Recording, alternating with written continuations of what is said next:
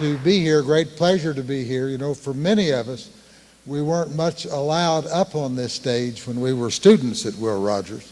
And so it's nice now to be able to come back and be up here. Earlier this evening, we sang the anthem of Will Rogers. And in the anthem are the words, "Thy name shall live in the deeds thy children do." And the Hall of Fame is about celebrating examples of what Rogers graduates have achieved.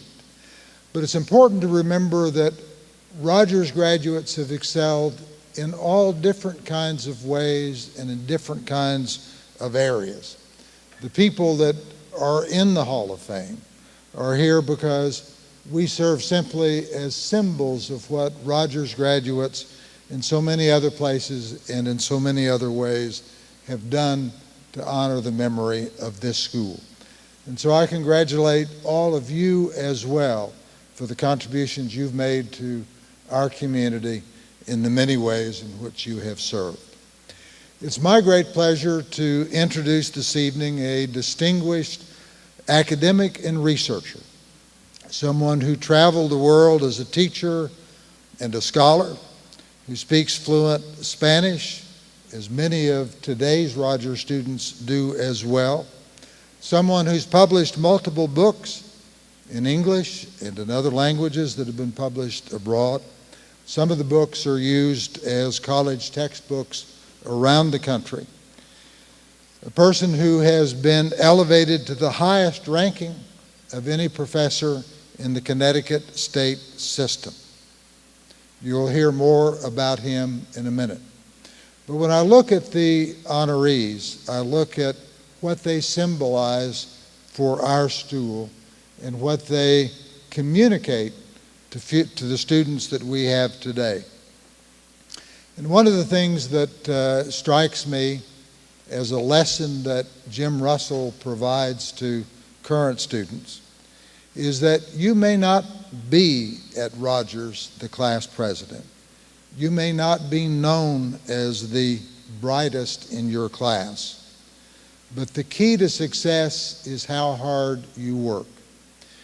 Jim tells me, as a member of the swim team, he was not even very distinguished at that, but he was one of us, and because of the hard work that he contributed in years after he left, he achieved great prominence. Another lesson that his life symbolizes is that although making money through your career is a good and honorable thing, there are lots of other ways of having a career that are also good and honorable, and that we should judge people by the ways they contribute to their community, to the academic world, in all of the different kinds of ways in which we make our contribution. And the third thing he symbolizes is that graduating from Will Rogers, we can go on and do noble things in our careers. We can make a name for ourselves in whatever endeavor we undertake, but we can also change the world. And Jim, in many ways, has devoted of himself to changing the world. Just as Paula Unruh has done, Jim did from the perspectives that he brought to what the world needed. So it is my great honor to present Dr. James Russell.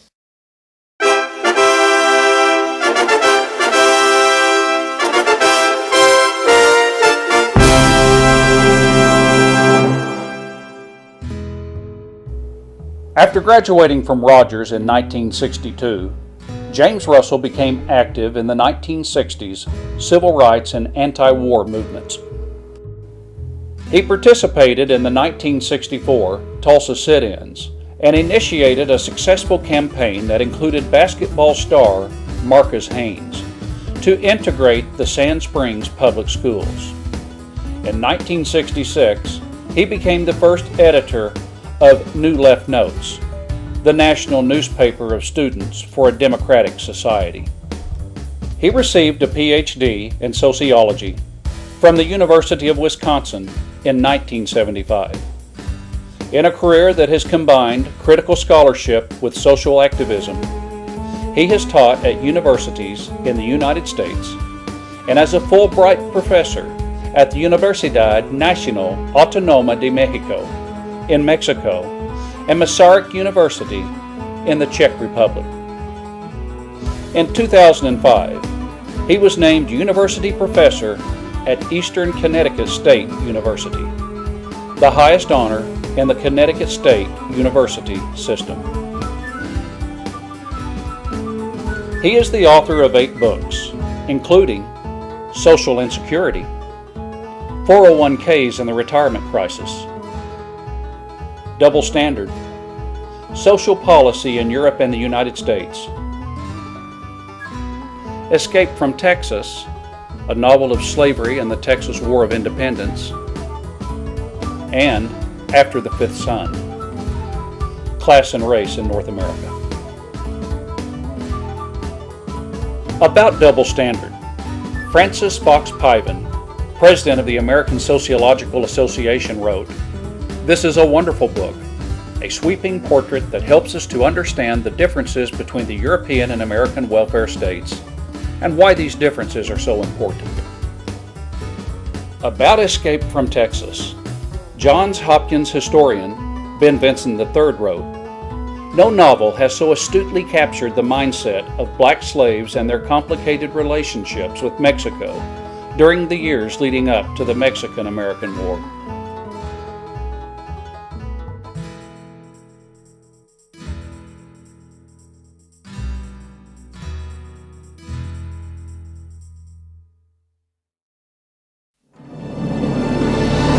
Ladies and gentlemen, please welcome James Russell.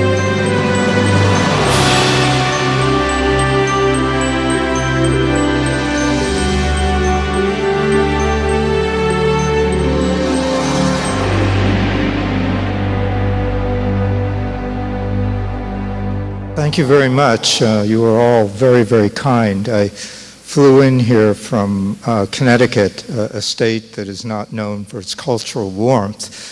And I'm having a hard time getting used to all of this Oklahoma friendliness, but it's beginning to come back. In the career that I've had, I've been just very, very lucky in terms of the people that I've run into, also the period of time in which I lived. The Greeks had a saying that no man ever enters the same river twice. And nobody ever enters the same society twice or the same historical period. I think between 1960 and 1964, I graduated in 62, I underwent more changes in that period of time than ever since in my lifetime. And a part of those changes happened here at Will Rogers.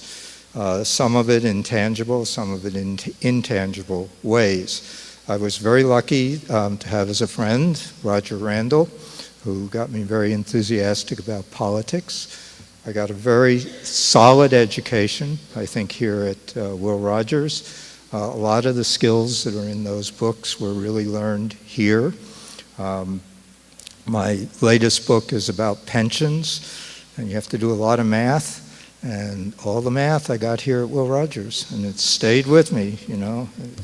It's also helped me balance my checkbook and other kinds of things over time, but it's all very important.